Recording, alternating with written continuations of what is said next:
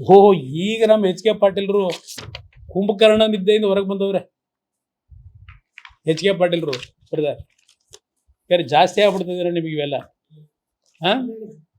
ಅದು ಯಾತಕ್ಕೆ ಇದ್ದಕ್ಕಿದ್ದಂಗೆ ಇಷ್ಟು ದಿವಸ ಇಲ್ಲದೆ ಇದ್ದಿದ್ದು ಈ ಅಕ್ರಮ ಗಣಿಗಾರಿಕೆ ಮೇಲೆ ಮನಸ್ಸು ಹೋಗ್ಬಿಡ್ತಾ ಗೊತ್ತಿಲ್ಲ. 2 ವರ್ಷ ಕುಂಭಕರ್ಣ ನಿದ್ದೆಲಿ ಇದ್ದರು. ಅಲ್ಲ, ಇದು ಏನು ಬುಡಣ ಎಲ್ಲ ಇದೆ, ಡಾಕ್ಯುಮೆಂಟ್ ಇಲ್ಲೇ ಇದಾವಲ್ಲ, ಇನ್ನೆಷ್ಟ ಗೊತ್ತಾಯ್ತು. ಅವರೇ ಉತ್ತರ ಕೊಟ್ಟಿರೋ ಜಮೀರ್ ಅಹಮದ್ ಖಾನ್ ಅವರೇ, ಮಂತ್ರಿಗಳೇ ಅಸೆಂಬ್ಲಿ ಒಳಗೆ. ಇರಲಿ, ತನಿಖೆ ಮಾಡ್ತಾರ ಮಾಡಲಿ, ಇಲ್ಲ ರಾಜೀನಾಮೆ ತಗೊಂಡು ಗೌರವ ಉಳಿಸ್ಕೊತಾರ ಉಳಿಸ್ಕೊಳ್ಳಿ. ಪಾಪ ಡೆಪ್ಟಿ ಸಿ ಎಂ ಮಾಡಬೇಕಾಗಿದೆ ಅಂತ ನಾನು.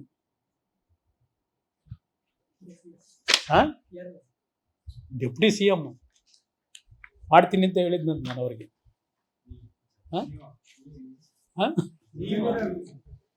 ನಮ್ಮ ಕಾಲದಲ್ಲಿ ಯಾವುದು ನಾನು ರಾಜೀನಾಮೆ ತಗೊಂಡವನು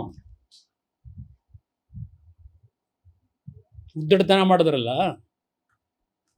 ಎದರ್ಕೊಂಡು ಬ್ಲ್ಯಾಕ್ ಮೇಲಿಗೆ ಎದರ್ಕೊಂಡು ನಾನು ಕಂಟಿನ್ಯೂ ಮಾಡಲಿಲ್ಲ ಮಂತ್ರಿಗಿರಿನ. ಗವರ್ನರ್ ರಾಜೀನಾಮೆ ಅಕ್ಸೆಪ್ಟ್ ಮಾಡಿ ಅಂತ ಹೇಳಿದೆ. ಇದು ಕುಮಾರಸ್ವಾಮಿ ನಡ್ಕೊಂಡಿರೋದು. ನಾನು ಇಳಿಸೋಕ್ಕೆ ಏನೇನು ಮಾಡಿದ್ರು ಅವತ್ತು ಮುಖ್ಯಮಂತ್ರಿ ಸ್ಥಾನದಿಂದ ಎಲ್ಲ ಇತಿಹಾಸ ಇದೆ, ಅವೆಲ್ಲ ಬೇಡ ಈಗ. ಅದು ಈಗ ನಿಮ್ಗೆ ಉಪಯೋಗ ಬರಲ್ಲ. ಈಗ ಪಾಪ 18/6 ಒಂದು ಪತ್ರ ಬರೀತಾರೆ ಎಚ್ ಕೆ ಪಾಟೀಲ್ರು. ಕರ್ನಾಟಕ ಸರ್ಕಾರಕ್ಕೆ 1,50,000 ಕೋಟಿ ರೂಪಾಯಿ ನಷ್ಟ ಸಂಭವಿಸಿತ್ತು. 2007ರಿಂದ 2011 ನಡೆದಿದ್ದವು ಇವೆಲ್ಲ. ರಾಜ್ಯ ವಿದ್ರೋಹ ಎಸಗಿದ ಘಟನೆಗಳು. ರಾಜ್ಯ ವಿದ್ರೋಹ ಕರ್ನಾಟಕ ರಾಜ್ಯದಲ್ಲಿ ಅಕ್ರಮ ಕೂಟ ರಚಿಸಿಕೊಂಡು ರಾಜಕಾರಣಿಗಳು, ಅಧಿಕಾರಶಾಹಿಗಳ ಅಕ್ರಮ ಕೂಟ ರಚಿಸಿಕೊಂಡು ಸಂಘಟಿತರಾಗಿ ರಾಜ್ಯದ ಸಂಪತ್ತನ್ನು ಲೂಟಿ ಮಾಡಿದ್ದರು. ಇಂಥ ಅಕ್ರಮ ಗಣಿಗಾರಿಕೆಯಿಂದ ಈ ಅಗಲದರೋಡೆ ಲೂಟಿಗಳ ಕಬಂಧ ಬಾವುಗಳಿಗೆ ಸಿಕ್ಕು ಕರ್ನಾಟಕ ರಾಜ್ಯ ನಲುಗಿ ಹೋಗಿತ್ತು, ನರಳುತ್ತಿದ್ದ ಆ ಸಂದರ್ಭದಲ್ಲಿ ದುರವಸ್ಥೆಯನ್ನು ಗಂಭೀರವಾಗಿ ಗಮನಿಸಿದ ಲೋಕಾಯುಕ್ತ ಸರ್ಕಾರ ಎಚ್ಚರಿಸುವ ಪ್ರಶಂಸನೀಯ ಹೆಜ್ಜೆಯನ್ನಿಟ್ಟು ಸದ್ಯ ಅವರಿಟ್ಟರು ಅಂತ ಹೇಳಿದರೆ. 13-18ರಲ್ಲಿ ಗಣಿ ಅಕ್ರಮ ವ್ಯವಹಾರಗಳ ಸಮಿತಿಗೆ ಮೇಲುಸ್ತುವಾರಿ ವಹಿಸಿದ್ದ ಇದೇ ಎಚ್ ಕೆ ಪಾಟೀಲ್ರು ನನ್ನ ಅಧ್ಯಕ್ಷತೆಯ ಸಚಿವ ಸಂಪುಟದ ಉಪ ಸಮಿತಿಯ ಬಹಿರಂಗಗೊಳಿಸಿತು ಇದನ್ನೆಲ್ಲ ಅಂತ ಹೇಳಿ 1.5 ಲಕ್ಷ ಕೋಟಿ ಹೇಳೋರೆ. ಪಾಪ ಪದ ಬಳಕೆ ಕಾವ್ಯಮಯವಾಗಿದೆ. ಪದ ಬಳಕೆಗಳು ತುಂಬ ಭಾಳ ಚೆನ್ನಾಗಿ ಬರೆದವ್ರೆ. ಆ್ಯಕ್ಚುಲಿ ಪುಣ್ಯದ ಮೇಲೆ ಪಾಪದ ವಿಜಯ. ಪುಣ್ಯದ ಮೇಲೆ ಊತು ಹೋಗುತ್ತಿವೆ. ಕೇವಲ 2.6% ಆ್ಯಕ್ಷನ್ ಆಗಿರೋದು. ಆರೋಪ ಸಾಬೀತು ಇದೆಲ್ಲ ಮಾಡ್ಕೊಂಡು ಹೋಗೋರೆ. ಪಾಪ ನನ್ನ ಮೇಲೂ ಪಾಪ ಈ ಸರ್ಕಾರದಲ್ಲಿ 14 ವರ್ಷ ಆಗಿದೆ, ಇನ್ನೂ ನಡೀತಾ ಇದೆ. ಅಕ್ರಮ ಹಣ ವರ್ಗಾವಣೆ, ಪ್ರತಿನಿತ್ಯ 20,000 ಟ್ರಕ್ ಮೂಲಕ ರವಾನೆ, 35 ಕೋಟಿ ಟನ್ ಅಕ್ರಮ ಅದಿರು ಲೂಟಿ, ತನಿಖೆಗೆ ಸಿಬಿಐ ನಿರಾಕರಣೆ, ಕಾಲ ಮಿಂಚಿಲ್ಲ ಇದೆಲ್ಲ ಹೇಳಿ ಭಾಳ ದೊಡ್ಡ ಪತ್ರ ಬರೆದವ್ರು. ಏನು ಮಾಡಬೇಕು ಅದು ಹೇಳೋರೀಗ. ಎಚ್ ಕೆ ಪಾಟೀಲ್ರು ಕೇಳಲಿಕ್ಕೆ ಬಯಸ್ತೀನಿ, 2 ವರ್ಷದಿಂದ ಲಾ ಮಿನಿಸ್ಟರ್ ಇದ್ರಲ್ಲಪ್ಪ, ಏನು ಕುಂಭಕರ್ಣನಿದ್ರೆ ಇಲ್ಲಿದ್ರಾ? ಕುಂಭಕರ್ಣನಿದ್ರೆ ಈಗ ಎದ್ದು ಬಿಟ್ಟಿದ್ದೀರಲ್ಲ. ನಲುಗೋಗಿರ್ತಕ್ಕಂಥ ಕರ್ನಾಟಕವನ್ನು ಅರಳಿಸೋಕ್ಕೆ ಮುಖ್ಯಮಂತ್ರಿಗೆ ಬರ್ಕೊಂಡವ್ರೆ. ಈಗ ಮೊನ್ನೆ ಅದೆಂಥದ್ದು ಈಗ ಬಿ ಆರ್ ಪಾಟೀಲ್ರ ಹೇಳಿಕೆ ಆದಮೇಲೆ ಬರೆದವ್ರೆ. ಇದು ಅವರು ಹಿಂದೆ ಉಪಸಮಿತಿಯ ಅಧ್ಯಕ್ಷರಿದ್ರಲ್ಲ, ಅದು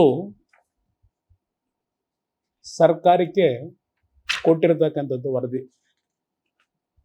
ಎಚ್ ಕೆ ಪಾಟೀಲ್ ಅಧ್ಯಕ್ಷರು ರಾಜ್ಯದಲ್ಲಿನ ಅಕ್ರಮ ಗಣಿಗಾರಿಕೆ ಕುರಿತಂತೆ ಮಾನ್ಯ ಲೋಕಾಯುಕ್ತರು ನೀಡಿರುವ ವರದಿಗಳಲ್ಲಿನ ಶಿಫಾರಸುಗಳನ್ನು ಅನುಷ್ಠಾನಗೊಳಿಸಲು ಹೇಳ್ಕೊಂಡವ್ರೆ. 16/10/15 ನಡವಳಿ ಸಭೆದು ಎಚ್ ಕೆ ಪಾಟೀಲ್ ಉಪಸಮಿತಿ ಅಧ್ಯಕ್ಷತೆಯಲ್ಲಿ ಇವತ್ತು 25ರಲ್ಲಿದ್ದೇವೆ. ಈಗ 25ಕ್ಕೆ ಪತ್ರ ಬರೆದವ್ರೆ. 10 ವರ್ಷ ಆದಮೇಲೆ.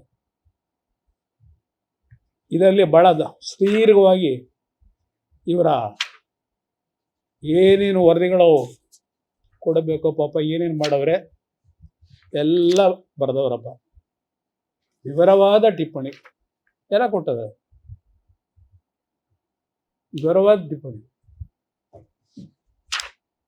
ಇಲ್ಲಿ ವಿವರವಾದ ಟಿಪ್ಪಣಿಯಲ್ಲಿ ಬರೆದ ಕೆಲವು ಅಕ್ರಮಗಳು ಏನು ನಡೆದಿದೆ ಅದರ ಬಗ್ಗೆ ಒಂದು ಕಡೆ ಶರಾ ನೋಟು, ಇನ್ನೊಂದು ಕಡೆ ಡೀಟೇಲ್. ಪಾಪ ಅವರೊಬ್ಬರು ಸರ್ಕಾರಿ ಕೊಟ್ಟವ್ರೆ. ಗ್ರೇಟ್ ಸಿದ್ದರಾಮಯ್ಯನವರು ರಾಜ್ಯದ ಸಂಪತ್ತು ಉಳಿಸೋರು ಏನೇನು ಮಾಡಿದ್ರೆ ಹೇಗಿದ್ರೆ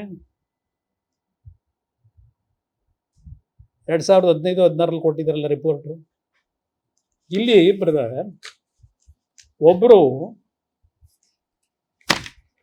ಮಾಧ್ಯಮದ ಸ್ನೇಹಿತರು ಇಂಡಿಯನ್ ಎಕ್ಸ್ಪ್ರೆಸ್ ಪತ್ರಿಕೆಯಲ್ಲಿ ಈ ಗ್ಯಾರಂಟಿ ಇವ ಸರ್ಕಾರ ಬಂತಲ್ಲ, ಈಗ ಈ ಸರ್ಕಾರ ಬಂದಾಗ ಈ ಸರ್ಕಾರಕ್ಕೆ ಒಂದು ಲೆಟರ್ ಬರೀತಾರೆ. ಈ ಸರ್ಕಾರಕ್ಕೆ ಏನು ಬರೆದ್ರು? Initially, to keep this promise, Siddaramaiah had set up a cabinet subcommittee under Senior Minister H.K. Patil.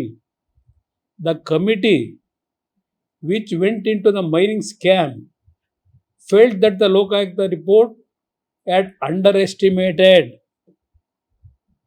the losses. It said if the railway department's figure were also collated, the loss was around 35 crore tons. Now, if a per ton rate of rupees 4,103 Lokayukta figure is applied to 35 crore tons, then the estimated loss to the Karnataka government would jump dramatically to over 1.43 lakhs. This has to 1.43 lakh crore, not 1.43 lakhs. This has to be mercilessly collected. ಇವ್ರು ಹೇಳ್ತಾರೆ ಸರ್ಕಾರಕ್ಕೆ ನಿಮ್ಮ ಗೃಹಲಕ್ಷ್ಮಿಗೆ ದುಡ್ಡು ಹೆಂಗೆ ಹೊಂದಿಸಬೇಕಾಗಿದೆ ಮಾಡ್ಕೊಳ್ರಪ್ಪ, ನೀವೇ ಮಾಡಿದಿರಲ್ಲ ಅಂತ. ಇವರು after the initial enthusiasm and rhetoric in 2013, the Siddaramaiah government forgot the finding of its own cabinet subcommittee. They never spoke about it in the years. They remained in power till 2018. H.K. Patil ರೇ, ನಿಮ್ಮ ಪತ್ರ ತಗೊಂಡೋಗಿ ಕಸದ ಬುಟ್ಟಿಗೆ ಹಾಕಿ. ಈ drama ಬಿಡಿ, ಈ ಡ್ರಾಮಾಗಳು ಯಾಕೆ ನಿಮಗೆ? ನಿಮ್ಮದು ಏನಿದ್ರು ಅಲ್ಲೆಲ್ಲ ಮೈಸೂರು ಅರಮನೆ ಆಸ್ತಿ ಹೊಡೆಯೋದು ಇದು ಮಾಡೋದು ಅಷ್ಟೇ ನಿಮ್ಮ ಕೆಲಸ. ಇದನ್ನು ಮಾಡ್ತೀರಾ ನೀವು? ಇಲ್ಲಿ Siddaramaiah government forgot the finding of its own cabinet subcommittees. They never spoke about it in the years. They remained in power till 2018. Since Siddaramaiah is now back, he has to simply recall his 2013 guarantee to fulfill his 2023 guarantees. This will test his political will and moral ability to keep his word. The man at the center of mining is bad agutaki idirli papa in the court allow. If Siddaramaiah had acted in 2013 in the assembly irli ಬೇಡವಲ್ಲ. ಇದು ಪಾಪ ಅವ್ರು ಯಾರೋ ಪತ್ರ ಬರೆದ್ರಲ್ಲ, ಇದು article, ಇನ್ಯಾರು ನೋಡಲೇ ಇಲ್ವಾ ಅಧಿಕಾರಕ್ಕೆ ಬಂದಮೇಲೆ 2ನೇ ಬಾರಿ? ಅವ್ರು ಹೇಳ್ತಾರೆ ನಿಮ್ಗೆ ದುಡ್ಡು ಹೆಂಗೆ ಹೊಂದಿಸ್ಬೋದು ಅಂತ ಹೇಳಿ. How a forgotten guarantee can save Siddaramaiah. Tax ಹಾಕಬೇಕಾಗಿತ್ತ ಇದಕ್ಕೆ ಪ್ರತಿನಿತ್ಯ ಜನಗಳ ತಲೆ ಮೇಲೆ? ಆ ಬಡವಗೆ ಪ್ರತಿನಿತ್ಯ ಅವರ ಜೋಬಕ್ಕೆ ಕೈ ಹಾಕಿ ದುಡ್ಡು ಲೂಟಿ ಮಾಡಿ ಈ ಗ್ಯಾರಂಟಿ ಸ್ಕೀಮು ಅಂತ ಇದ್ದೀರಲ್ಲ. ಇಲ್ಲ, ಅವರೇ ಬರೋದು ಹೇಳಿದ್ರು ಉಪಯೋಗ ಮಾಡಪ್ಪ ಈಗ ಅಂತ. ಈಗ ಪತ್ರ ಬರೀತಾರೆ. ಈಗ ಪತ್ರ ಬರೆದವ್ರು. ಇಲ್ಲಿ ಬ್ರದರ್, ಇವರು ಸಿದ್ದರಾಮಯ್ಯನವರು 7 ಮೈನಿಂಗ್ನ ಇವತ್ತು ಬಸವರಾಜ ಬೊಮ್ಮಾಯಿ ರೈಸ್ ಮಾಡವ್ರೆ. ಆ್ಯಕ್ಚುಲಿ 2015ರಲ್ಲಿ ಒಂದು MMDR ಆ್ಯಕ್ಟ್ ತರ್ತಾರೆ ಡೆಲ್ಲಿನಲ್ಲಿ. 12ನೇ ತಾರೀಕು ಇರಬೇಕು ಬಹುಶಃ. ಅವರ ಆ್ಯಕ್ಟ್ ತರೋ ಏನು ಬರುತ್ತೆ ಅಂತಕ್ಕಂಥದ್ದು ಆಯ್ತಲ್ಲ, ತಕ್ಷಣ ಇಮ್ಮಿಡಿಯೇಟ್ ಆಗಿ 7 ಮೈನಿಂಗಿಗೆ ಪರ್ಮಿಷನ್ ಕೊಡ್ತಾರೆ. CBI ಎನ್ಕ್ವೈರಿ ಇರ್ತದೆ ಎಲ್ಲ. ನಾನು ಅಸೆಂಬ್ಲಿಲಿ ರೈಸು ಮಾಡಿದ್ದೀನಿ. The issue has been raised in the legislature in the past and current Union Minister of Heavy Industries Steel H.D. Kumaraswamy held a press conference in January 2018. Cases that had been filed by opposition leaders and some individuals have closed on the grounds that they were baseless ಅಂತ ಇವ್ರು ಹೇಳಿದ್ರು. ಸಿದ್ದರಾಮಯ್ಯರಲ್ವೇ try ಮಾಡ್ತಾನೆ ಅವರೇ, ಆಗಿಲ್ಲ ಅವ್ರ ಕೈಲಿ ಇನ್ನೂ case ಹಾಕಬೇಕು ಅಂತೇಳಿ.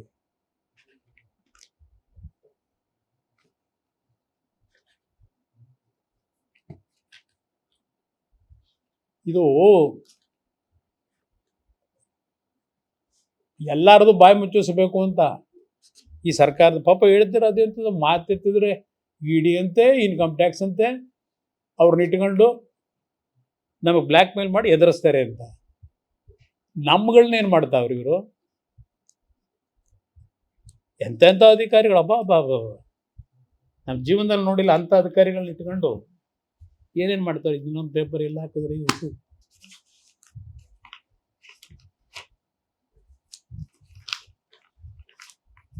ಇದು ಒಬ್ಬ ಜನಪ್ರತಿನಿಧಿ ಕೋರ್ಟ್ಗೂ ಎಲ್ಲ ಹೋಗ್ತಾನೆ.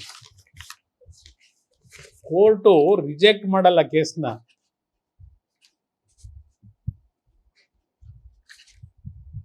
ಎರಡ್ 2017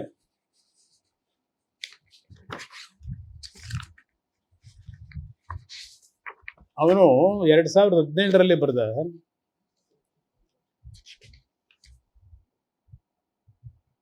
in the court of additional city civil and session judge principal special judge for CBI cases. ಇಲ್ಲಿ ಈ ಸಬ್ಜೆಕ್ಟ್ನ ತಗೊಂಡು ಹೋಗ್ತಾನೆ 2017. ಅಲ್ಟಿಮೇಟ್ಲಿ ಆ CBI ಕೋರ್ಟ್ ಏನು ಹೇಳುತ್ತೆ ಅಂದರೆ,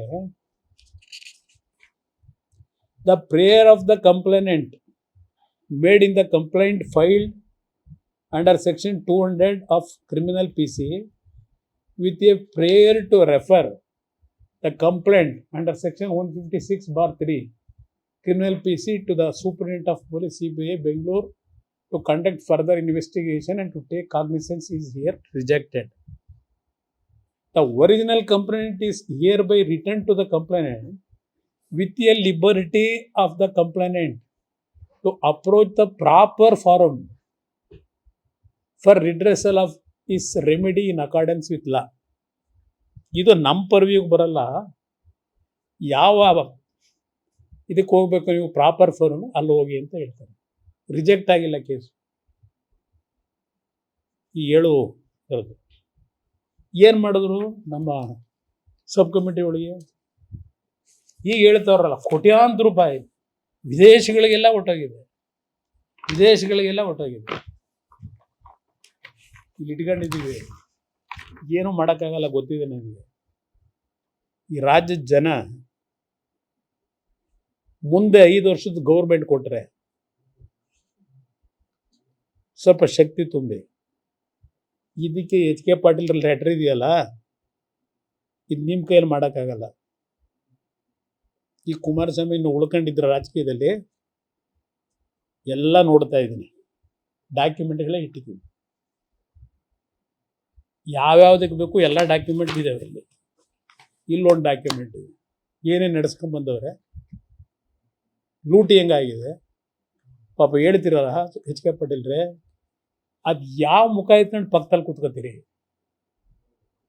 ಆ ಪಕ್ಕದಲ್ಲಿ ಕೂತ್ಕೊಂಡು ಅಕ್ರಮ ಗಣಿಗಾರಿಕೆ ಬಗ್ಗೆ ಯಾವ ನೈತಿಕತೆ ಇಟ್ಕೊಂಡು ಮಾತಾಡ್ತೀರಿ ನೀವು?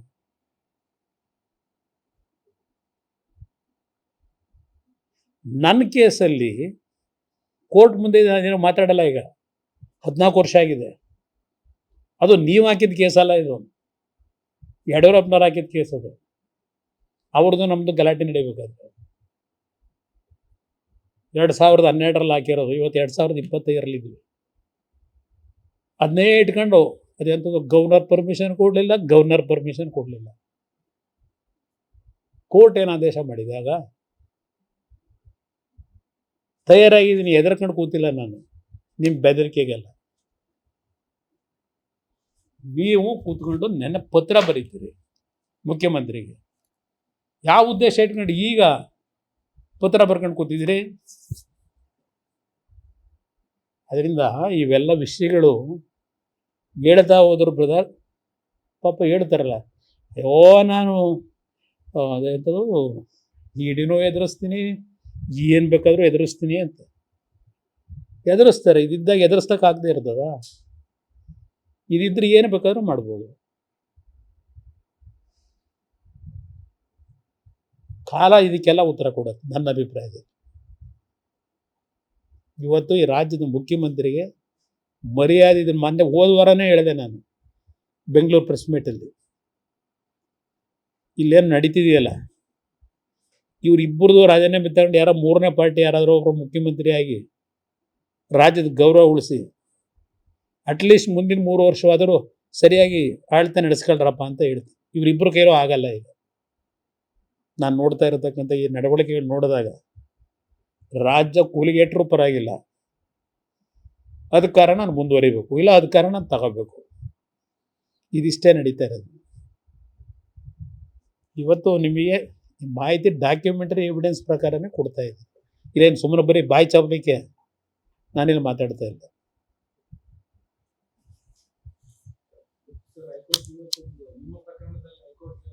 ಮಾಡಲಿ ಬ್ರ, 40 ವರ್ಷದ ಆಸ್ತಿ. ನಾನು ರಾಜಕಾರಣಕ್ಕೆ ಬರೋದಕ್ಕಿಂತ ಮುಂಚೆ ಕೊಂಡ್ಕೊಂಡಿರೋ ಜಮೀನು. ಮಾಡಲಿ, ಕಾನೂನು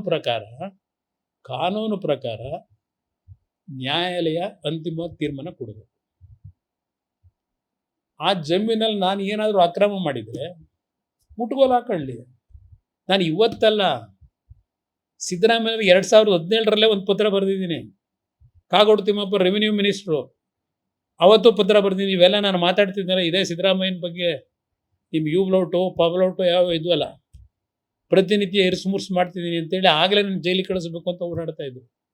ಪಾಪ ಜೈಲಿಗೆ ಕಳಿಸೋನು ತೀರ್ಕೊಂಡು ಹೋಗ್ಬಿಟ್ಟ ಅದರಲ್ಲಿ ಅಧಿಕಾರಿ.